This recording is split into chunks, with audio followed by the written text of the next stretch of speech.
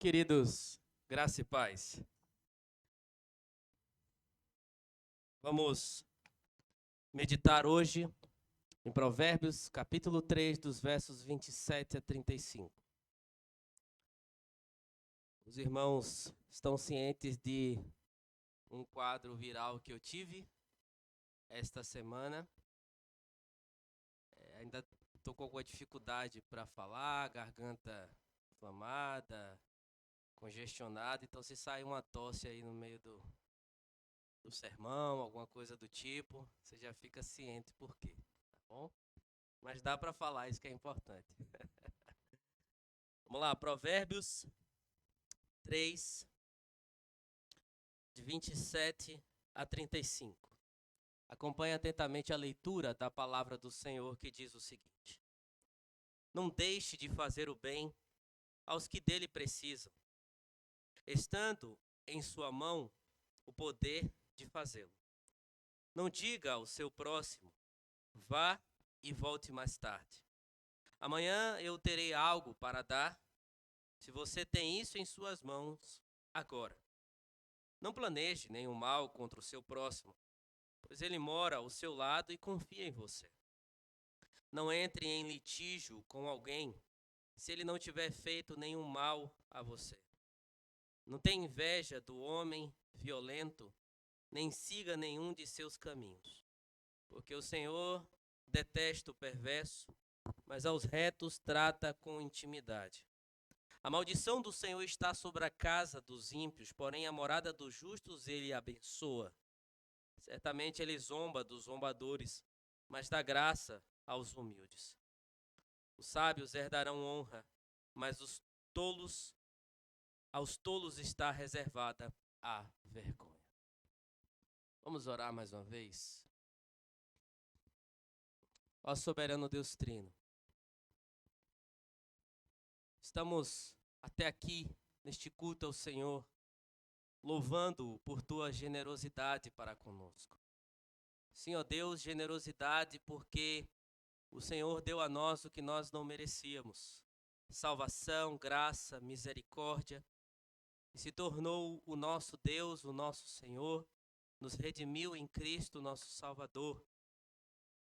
Ó Senhor, também o Senhor colocou em nós, por tua misericórdia, integridade, ó Deus, que é reflexo do que o Senhor é e requer do seu povo.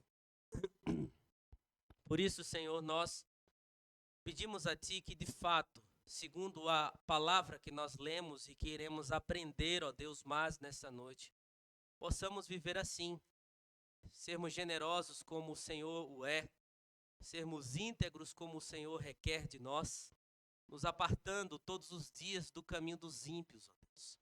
Vivermos longe, ó Deus, daquilo que o Senhor abomina, para que de fato sigamos os teus estatutos e os teus preceitos. Sabendo que muitas vezes, ainda que pareça ser pesado a nós, o Senhor nunca requer de nós aquilo que o Senhor mesmo já não tenha, pelo teu poder e pelo teu espírito, preparado para trabalhar no nosso coração, por tua ação graciosa, misericordiosa, ó Deus, em Cristo Jesus. Portanto, conduza-nos a uma vida aos teus pés, à tua vontade, guardando os teus mandamentos, à tua vontade, e assim sabendo viver diante do Senhor e no relacionamento com o nosso próximo. Se nós oramos pedindo a tua misericórdia para a exposição deste sermão, em nome de Cristo, nosso Salvador. Amém.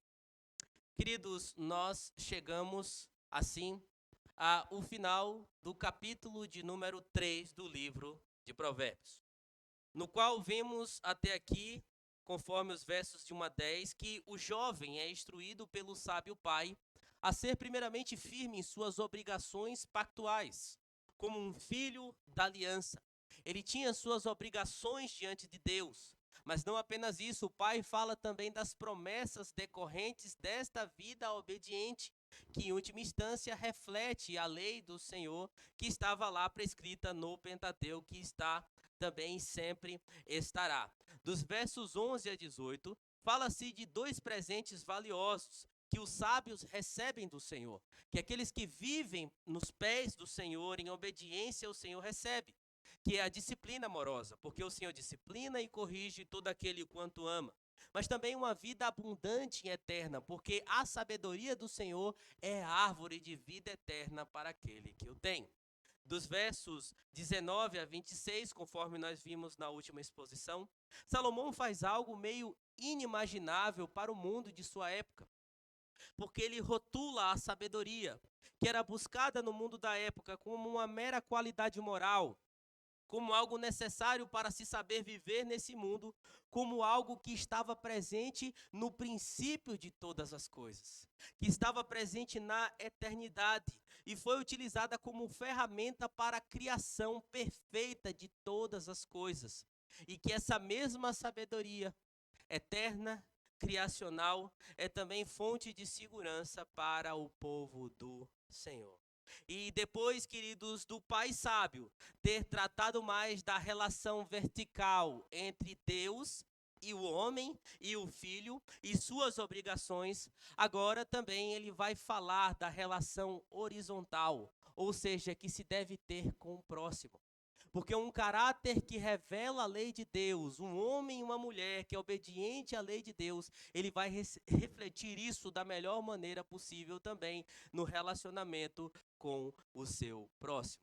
E diante disso, queridos, da verdade principal contida nesse texto é que nós vamos de fato meditar neste tema. O sábio reflete um caráter justo na relação com o próximo. Sábio é aquele que sabe refletir o caráter justo criado em seu coração por meio da lei de Deus, também na relação com o seu próximo. E de que maneira? Conforme os versos 27 a 28, por meio da generosidade. O sábio reflete um caráter justo por meio da generosidade. Meu irmão, minha irmã, você já se perguntou diante de Deus se você de fato é uma pessoa generosa aos olhos dele? Se ele se agrada de você como uma pessoa generosa de fato, ao molde das Escrituras?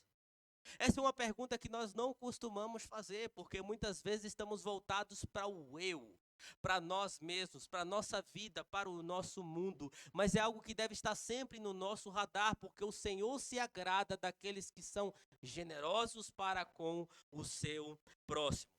A verdade é que, como está sendo revelado no livro de Provérbios até aqui, queridos, o verdadeiro sábio é aquele que tem o seu caráter transformado, que é diferente daqueles que são egoístas, que vivem para si mesmo. Não apenas em benefício de si mesmo o sábio vive, mas também os outros à sua volta. E a verdade é que o mundo que sofre com os efeitos da queda apresenta pessoas que sempre carecem de algo e de alguma coisa. Pessoas que estão sempre, por causa do reflexo do pecado, dos efeitos do pecado na vida dessas pessoas, estão necessitando de algum tipo de auxílio. É por isso que essa palavra vem a calhar, porque diz: não deixe de fazer o bem aos que dele precisam. A ideia do versículo aqui é a ideia de alguém que tem um certo direito. A inscrição hebraica aqui traz uma ideia de relações empregatícias da época. Era alguém que trabalhava, era alguém que servia e era alguém que precisava ser pago, restituído pelo seu trabalho. Então não retenha o bem a quem é de direito. E era algo também visto na lei do Senhor, estava claro no Pentateuco. Mas aqui, queridos, parece que a ideia se expande para dizer que todo ser humano é como uma espécie de pessoa que merece algo para que tenha uma certa dignidade. O que Salomão está falando aqui, o texto hebraico leva a crer, é que parece que toda pessoa que de fato está necessitada, ela merece que a sua questão seja suprida. E ao ouvir isso aqui, queridos, a tua cabeça pode estar borbulhando agora. Quem é que merece alguma coisa? Não é verdade? E assim também nós olhamos para as ações irresponsáveis das pessoas e pensamos assim: mas será que essa pessoa que se colocou de maneira irresponsável em uma determinada situação, ela merece ser ajudada? E na ramificação disso, nós passamos então a tentar discernir quem de fato tem essa dignidade. A tua cabeça pode estar pensando agora quem é digno da sua ajuda. Talvez um irmão de igreja que você conhece e se dá bem. Às vezes, passando por uma determinada necessidade, você diz assim: não, eu devo ajudá-la, ela merece que eu ajude. Talvez um bom vizinho que sempre leva um pouco do que preparou para você. Bate lá na sua porta, olha, eu fiz aqui uma fornada de alguma coisa, um quibe, um pão, alguma coisa assim, e eu vou agora repartir com vocês. Se você sabe que essa pessoa está passando por alguma dificuldade ou precisando de algo, você fala, não, agora essa pessoa sim, ela é digna disso. Talvez um parente, um amigo, um colega de trabalho. Você olha para essas pessoas e diz, talvez sim essas pessoas sejam dignas, mas tem o outro lado agora. E eu vou para aqueles lados mais extremos. Por exemplo, aqueles que são moradores de rua. Muitos chamam alguns por aí de cracudos, né? Olha lá o cracudo, né? Tá lá só pedindo as coisas, querendo as coisas para poder utilizar crack, utilizar droga ou qualquer outro tipo de coisa. Essas pessoas, elas não são dignas de ser ajudadas. Como pode? Porque elas mesmas se colocaram nessa situação por causa de vícios. Muitos abandonaram famílias, muitos abandonaram a vida que tinha para se jogar no vício, vive como vagabundos e eu tenho a obrigação de ajudar? Ah, queridos, a verdade é que mesmo que não concordemos com as pessoas que se colocam em certas situações e as achemos indignas, devemos ajudá-las a ter o mínimo de dignidade e cuidado que elas não têm por si mesmas. Pois, em certa medida, carregam a imagem e semelhança do Senhor, mesmo que uma imagem e semelhança distorcida. E assim vem o efeito do pecado. O efeito do pecado nos afasta daquilo que é ideal. É o efeito do pecado que nos afasta daquilo que o Senhor requer para a vida do homem. É o efeito do pecado que vai trazer degradação, vai trazer humilhação, coisas horríveis para a vida do homem, indignidade, mas mesmo assim, por carregar a imagem e semelhança de Deus, essas pessoas, elas necessitam ser supridas em sua dignidade. Será que você vai olhar, por exemplo, por uma mãe na Cracolândia que está com fome com uma criança de colo e vai dizer, não, ela merece morrer? Eu não posso ajudá-la, eu não devo ajudá-la a ter um alimento ou dar alguma coisa para o filho dela, porque ela se colocou nessa situação. Muitas vezes nós pensamos assim também.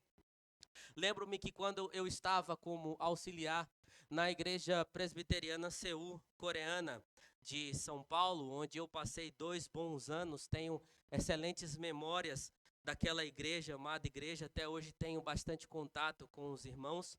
Nós tínhamos a experiência de ajudar pessoas da Cracolândia. Existiam ali algumas instituições, alguns lugares que eram específicos para ajudar essas pessoas. E por vezes nós nos revezávamos para poder estar servindo comida, para poder estar auxiliando, principalmente no tempo de frio. E mesmo que muitos estivessem lá com intenções deturpadas e erradas, muitas igrejas, por exemplo, iam lá com a mentalidade da missão integral. Que mentalidade é essa? Não, eu preciso ajudar o pobre e o necessitado, porque isso é evangelho. É isso que Jesus quer, é isso que Jesus faria. Mas a gente sabe que não é bem assim. Essa é uma visão deturpada do evangelho. Sim, Jesus veio para poder ajudar o necessitado, mas não simplesmente ajuda por si. Não é a ideia de ajudar o pobre. Toda ajuda que Cristo deu ao necessitado, toda doença que Cristo curou, foi para mostrar que ele tinha poder de reverter as ações maléficas do pecado na vida do homem. O evangelho se resume em um homem aceitar a Cristo como Senhor e Salvador no seu coração, não porque ele quer, mas pela ação miraculosa do Espírito Santo que graciosamente vem até nós, nos muda, nos transforma, nos regenera para a glória de Deus. Isso é evangelho. Mas a gente sabia que muitos estavam ali com essa mentalidade errada. Não, isso aqui é evangelho, isso aqui é ajudar o pobre, isso aqui quer servir a Jesus Cristo. Só que nós estávamos lá com a intenção correta. Porque o que era mais importante era nós irmos lá pregar o evangelho do Senhor Jesus Cristo. Nós falávamos de Jesus para aquelas pessoas e é interessante que muitas das pessoas que a gente via nas ruas como uma espécie de zumbi. Às vezes, sem o efeito da droga, sentava, jogava uma carta, um baralho, um dominó, comia junto e algumas coisas pareciam até pessoas normais, que estavam na sociedade. Outras vezes nós auxiliamos numa casa, uma espécie de casa onde homens e mulheres que iam para lugares se tratar, para fazer o tratamento, para se livrar das drogas, elas eram colocadas nessa casa para serem reinseridas, assim então, no mercado de trabalho, na vida comum. E quando pregava o evangelho nesses lugares, vários eram os testemunhos. Uma vez um homem veio à minha frente chorando, com lágrimas nos olhos, dizendo: olha, até hoje eu não entendo aonde eu lancei a minha vida. E por que eu vivi tanto tempo longe de Cristo Jesus, mas eu estou vendo a misericórdia de Cristo tão grande na minha vida, que além dele trabalhar no meu coração, ainda está me dando uma nova chance de viver. E às vezes, queridos, nós tiramos isso da mente. Ainda que o homem se coloque em situações adversas por causa do seu coração, ainda assim devemos ajudá-los, mas principalmente dando a eles o que é mais importante, que é a mensagem de Cristo Jesus. Mas veja uma coisa, a ideia aqui também não é somente mencionar questões financeiras ou relacionadas a alimento para quem necessita. Aqui pode abranger para tudo que é agradável a quem precisa, de acordo com as necessidades vigentes. Talvez você conheça pessoas que não precisam de dinheiro, nem de comida, mas de amor, de respeito, de compaixão, de perdão, de misericórdia, de reconciliação. Quantas são as pessoas aí fora que necessitam disso? E se você tem um amor de verdade, qual é o amor de verdade? O amor de Cristo. Essas pessoas estão carentes. Quantas famílias destruídas, quantas pessoas perdidas emocionalmente, em todas as áreas. Mas, queridos, nós precisamos nos atentar a algo. A questão é que, às vezes, a gente não está nem aí para aquilo que precisam de nós, para aquilo que precisam de nós.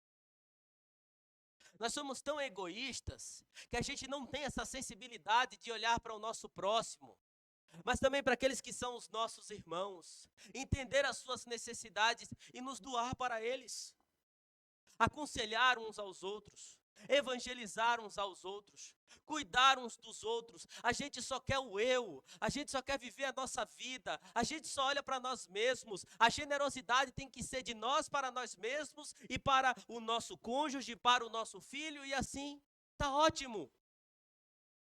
Mas, queridos, isso não cabe a nós. Não cabe a nós. Devemos refletir aquilo que o próximo precisa. E em certa medida, queridos, isso reflete também o segundo maior mandamento. Qual é? Amarás o teu próximo como a ti mesmo. Mas quem pode ser considerado meu próximo?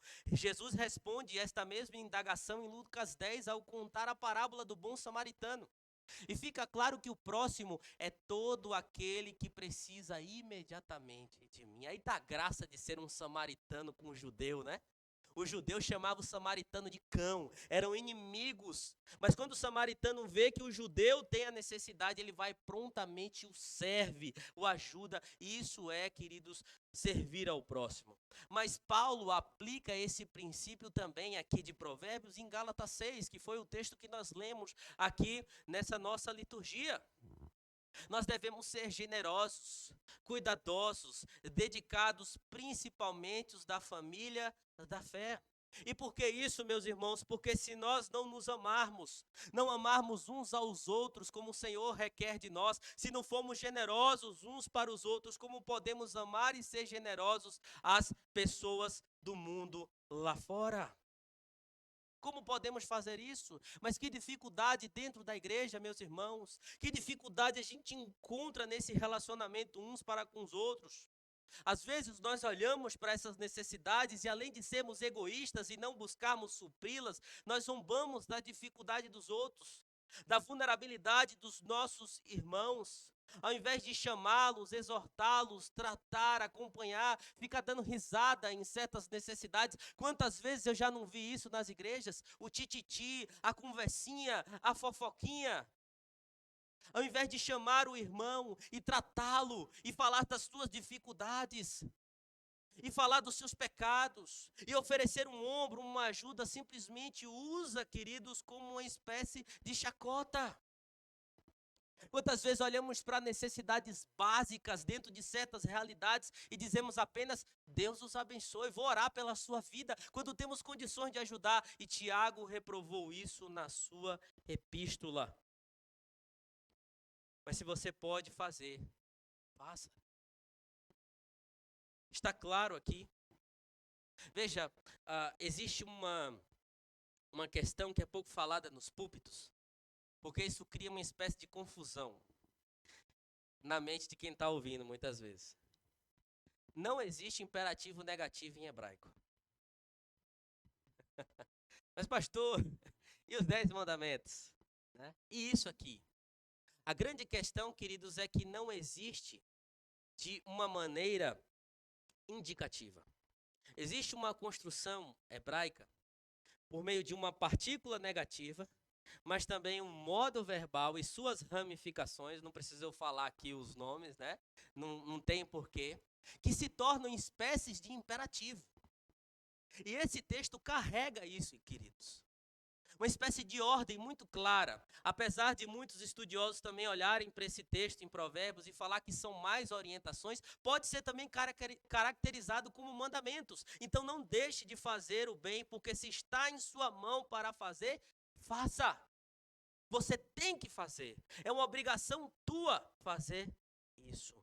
O nosso auxílio e generosidade deve ser já. Não diga ao seu próximo, vai e volte mais tarde. Amanhã eu terei algo para dar. Se você tem isso em suas mãos agora. Quando você vê a oportunidade e não faz. O Senhor não se agrada disso. Precisamos ser pontuais e sermos generosos. Agora, meus irmãos, acima de tudo, devemos refletir a generosidade porque o que somos e temos deriva da generosidade de um Deus que entregou o seu Filho a quem não merecia. Preste atenção. O pecado, as mazelas, os anseios, a concupiscência do nosso coração, por natureza, nos leva para distante de Deus. E pela nossa culpa, a culpa é nossa, nós nos colocamos em uma situação indigna diante do Senhor. Naturalmente é assim. Mas o Senhor generosamente nos deu o seu bem mais precioso para poder suprir a maior necessidade que nós tínhamos. Porque Deus amou o mundo de tal maneira que deu o seu Filho unigênito, para que todo aquele que nele crê não pereça, mas tenha a vida eterna. Pessoas indignas que receberam do Senhor. E veja uma coisa, muitos podem dizer assim, mas não foi prontamente, né? A história teve que rolar ali, o texto está dizendo o seguinte, quando dá para fazer, faz. Por que Cristo não veio logo? Porque quando foi dito assim, olha, e nascerá um descendente que esmagará a cabeça da serpente, por que não veio logo? Inclusive Eva pensou que tinha visto, que tinha vindo, né? Ela disse, concebi um varão, o Senhor. Na tua Bíblia está com a ajuda do Senhor, mas a melhor tradução é o Senhor. Ela pensou que o Redentor tinha nascido ali, mas não foi. Por que não veio logo? Mas a Bíblia diz o seguinte, que veio na plenitude dos tempos. Num tempo perfeito, num tempo ideal, num tempo onde o Senhor seria glorificado. E prontamente, no tempo ideal, o Senhor nos deu o seu Filho. No tempo perfeito. E também, queridos, nós devemos ser generosos porque Cristo generosamente não poupou a própria vida por nós. O Senhor Jesus Cristo deu a sua vida por nós. Ele morreu em nosso lugar. Ele deu o seu corpo. Ele deu o seu sangue. Ele deu a sua obra. Sendo Deus, não usurpou ser igual a Deus. Ele se tornou também em parte homem. Não perdeu a sua divindade de maneira nenhuma, mas como Deus se tornou também homem. E veio ficar aqui, preso em certas circunstâncias do tempo e vida. e ainda assim sofrer, ser perseguido pelos nossos pecados e ser pregado numa cruz pelos nossos pecados. Temos motivo para sermos generosos? Precisamos de um motivo maior do que este? Não, jamais. Isso é mais do que suficiente. Portanto, no seu relacionamento com o próximo, se você é sábio no Senhor, se você busca sabedoria, seja generoso. Hoje, já, agora, para a glória do Senhor. Mas o texto também nos traz uma segunda verdade. Que o sábio, ele sabe refletir a sua vida justa no relacionamento com o próximo, exercendo integridade. Exercendo integridade. A partir do verso 29, não planeje nenhum mal contra o seu próximo, pois ele mora ao seu lado e confia em você. Veja aqui que nós temos epígrafes, uma atrás da outra. Nós temos espécies de mandamentos claros aqui e tem a mesma característica que eu falei do verso de número 27. E não é cabível ao justo fazer mal ao seu próximo.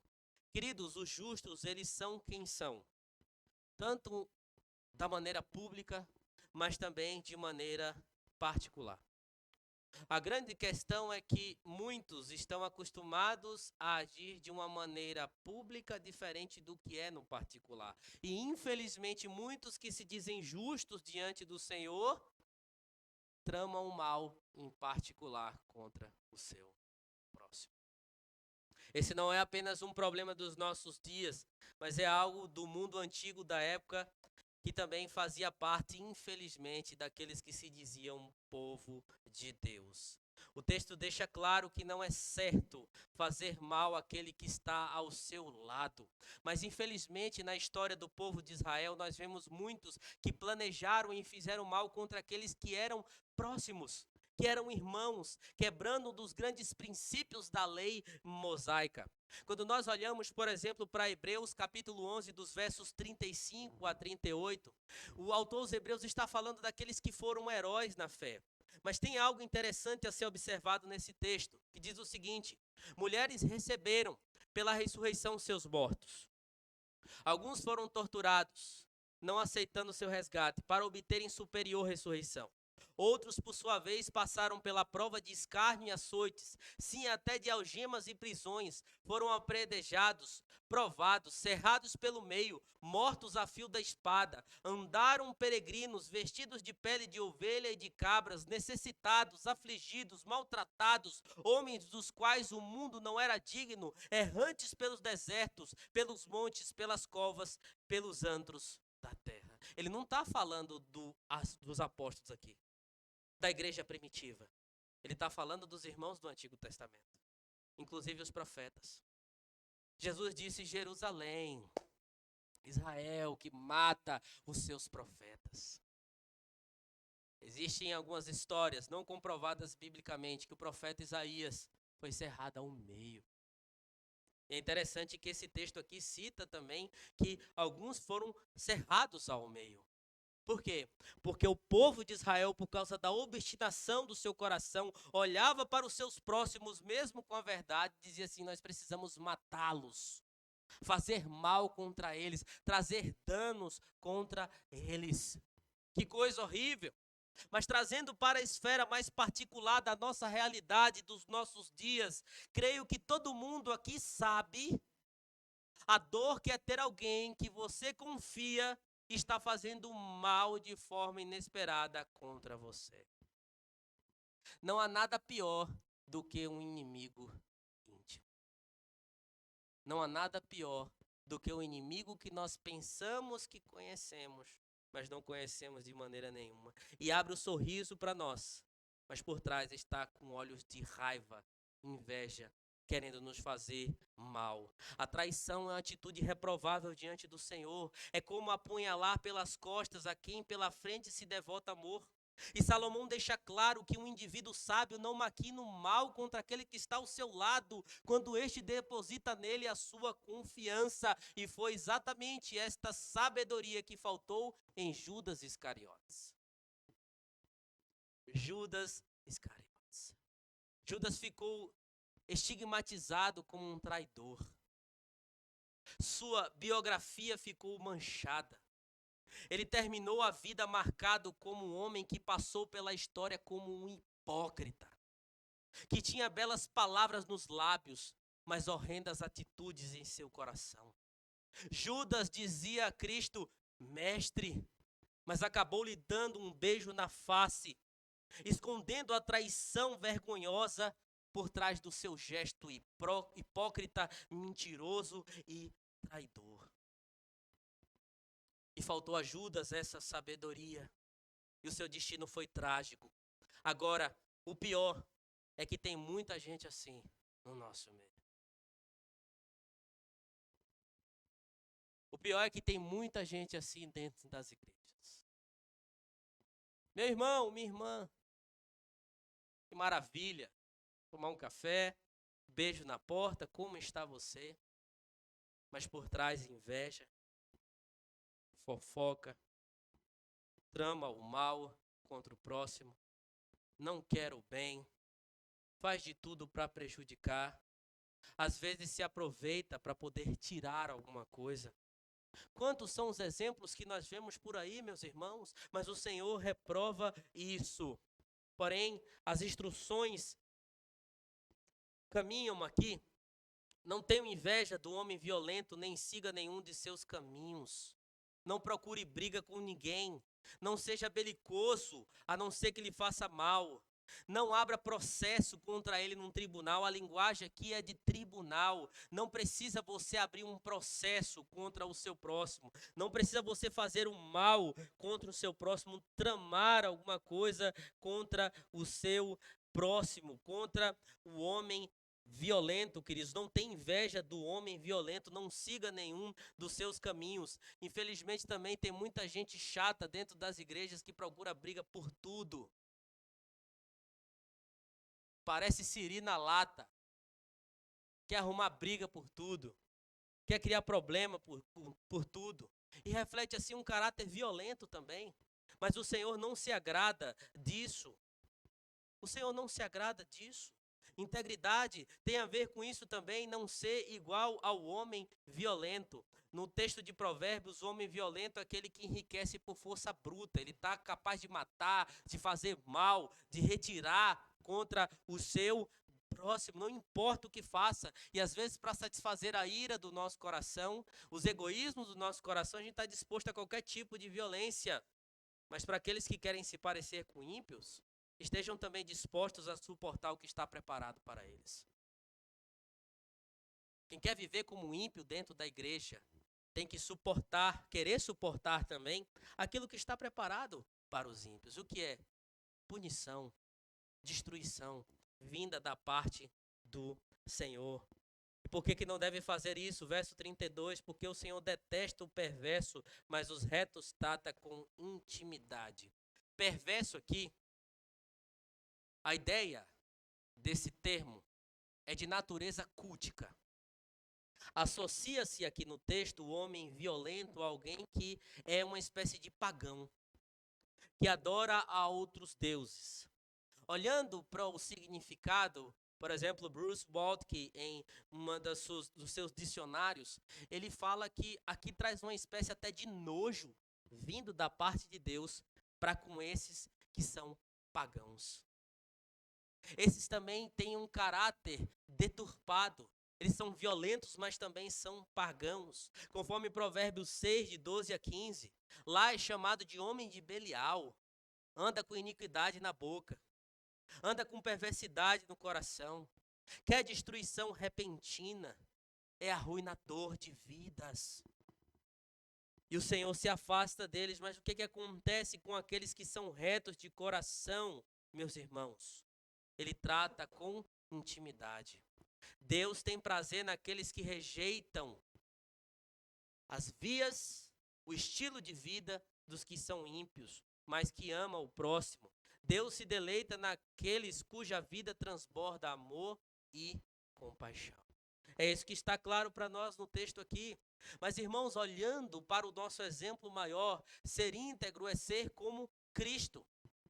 A integridade de Cristo é um reflexo perfeito de sua natureza divina e humana, caracterizada por uma vida de pureza, de honestidade, de justiça e amor incondicional.